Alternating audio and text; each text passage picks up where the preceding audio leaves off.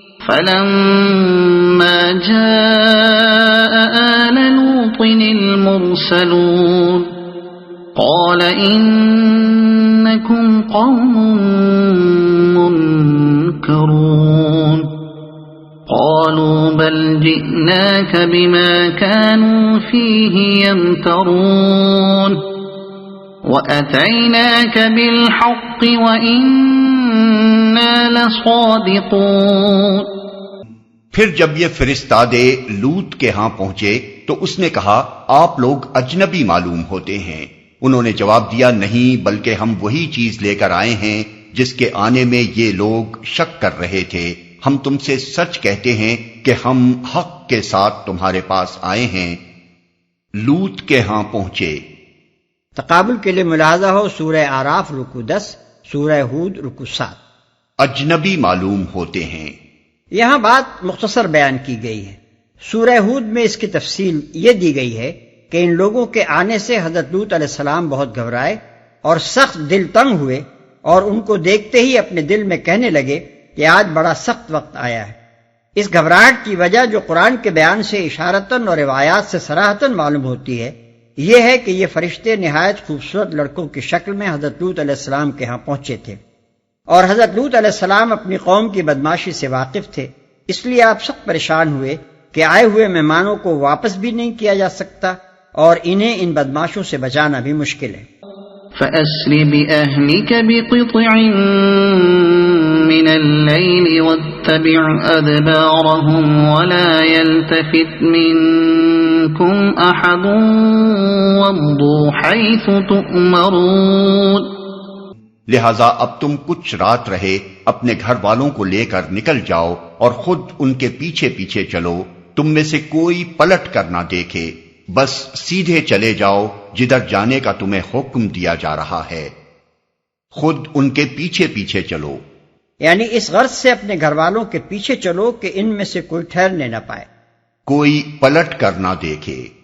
اس کا یہ مطلب نہیں ہے کہ پلٹ کر دیکھتے ہی تم پتھر کے ہو جاؤ گے جیسا کہ بائبل میں بیان ہوا ہے، بلکہ اس کا مطلب یہ ہے کہ پیچھے کی آوازیں اور شور و غل سن کر تماشا دیکھنے کے لیے نہ ٹھہر جانا۔ یہ نہ تماشا دیکھنے کا وقت ہے اور نہ مجرم قوم کی ہلاکت پر آنسو بہانے کا۔ ایک لمحہ بھی اگر تم نے معذب قوم کے علاقے میں دم لے لیا تو بعید نہیں کہ تمہیں بھی اس ہلاکت کی بارش سے کچھ غضن پہنچ جائے۔ وَقَضَيْنَا إِلَيْهِ ذَلِكَ الْأَمْرَ أَنَّ دَابِرَ هَٰؤُلَاءِ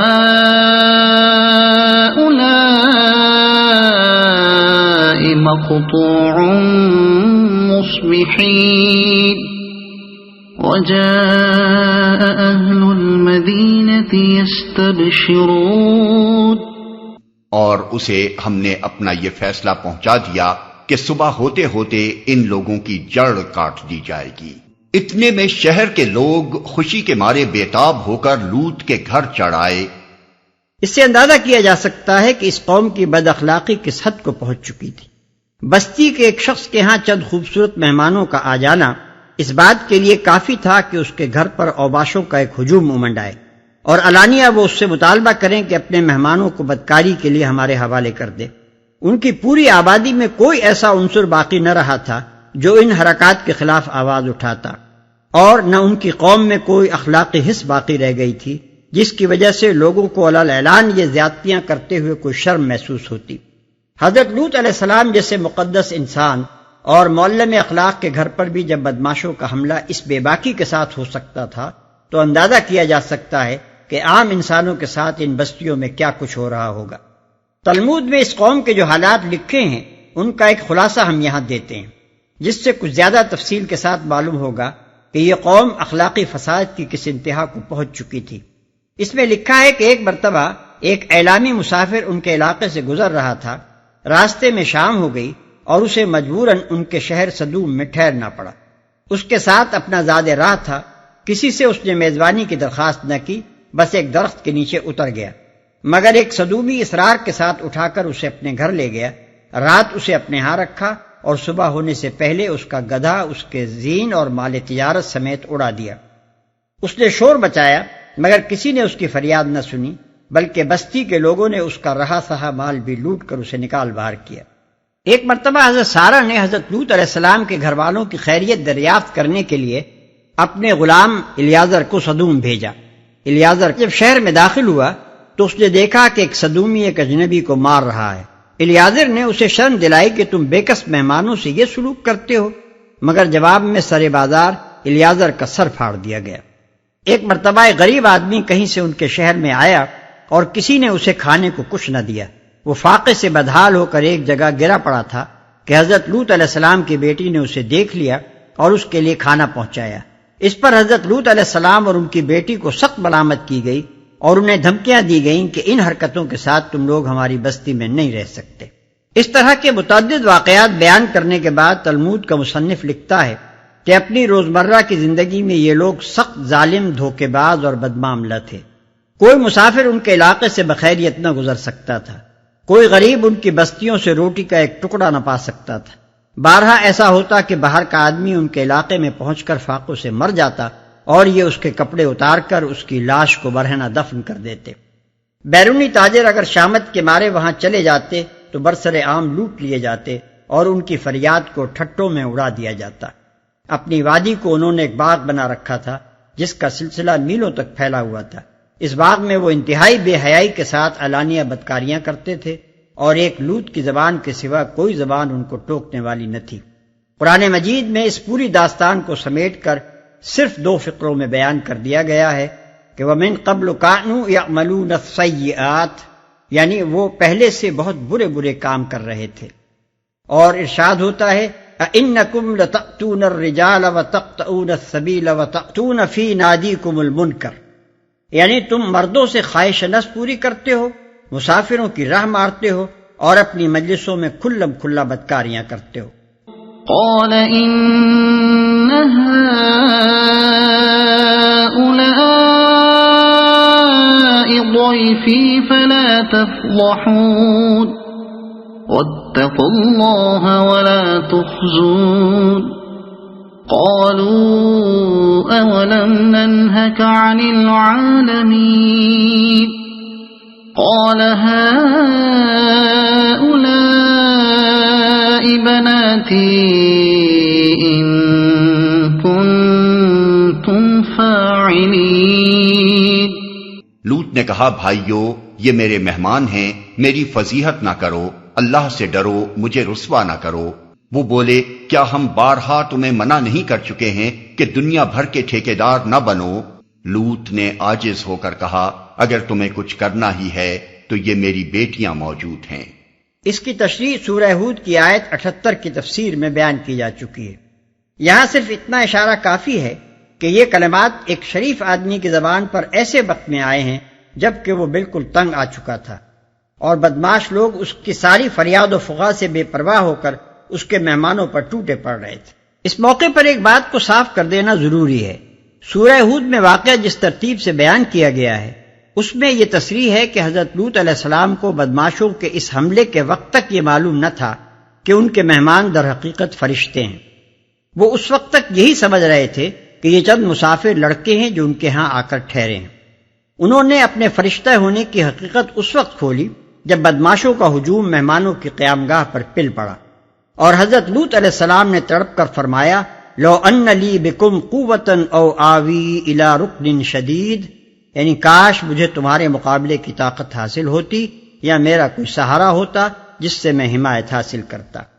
اس کے بعد فرشتوں نے ان سے کہا کہ اب تم اپنے گھر والوں کو لے کر یہاں سے نکل جاؤ اور ہمیں ان سے نمٹنے کے لیے چھوڑ دو۔ واقعات کی اس ترتیب کو نگاہ میں رکھنے سے پورا اندازہ ہو سکتا ہے کہ حضرت لوط علیہ السلام نے یہ الفاظ کس تنگ موقع پر عاجز آ کر فرمائے تھے۔ اس سورے میں چونکہ واقعات کو ان کی ترتیب وقوع کے لحاظ سے نہیں بیان کیا جا رہا ہے بلکہ اس خاص پہلو کو خاص طور پر نمایاں کرنا مقصود ہے جسے ذہن نشین کرنے کی خاطر ہی یہ قصہ یہاں نقل کیا گیا ہے۔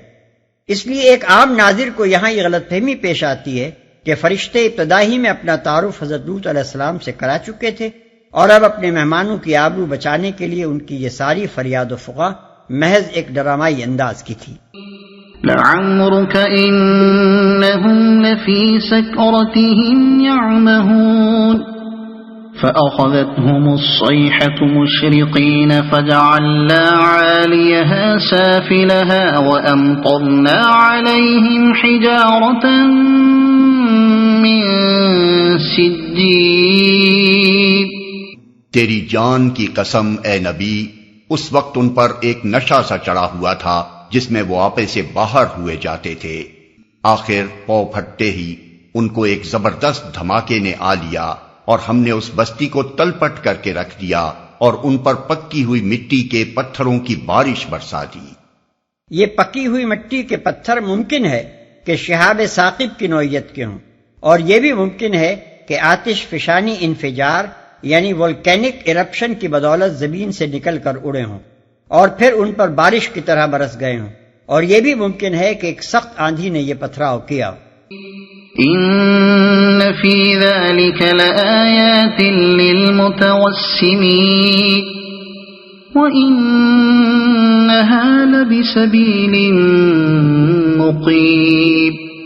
اس واقعے میں بڑی نشانیاں ہیں ان لوگوں کے لیے جو صاحب فراست ہیں، اور وہ علاقہ جہاں یہ واقعہ پیش آیا تھا گزرگاہ عام پر واقع ہے.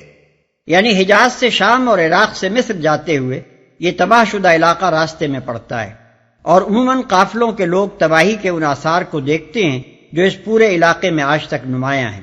یہ علاقہ بحر لوط یعنی بحر مردار کے مشرق اور جنوب میں واقع ہے، اور خصوصیت کے ساتھ اس کے جنوبی حصے کے متعلق جغرافیہ دانوں کا بیان ہے کہ یہاں اس درجے ویرانی پائی جاتی ہے جس کی نظیر روئے زمین پر کہیں اور نہیں دیکھی گئی.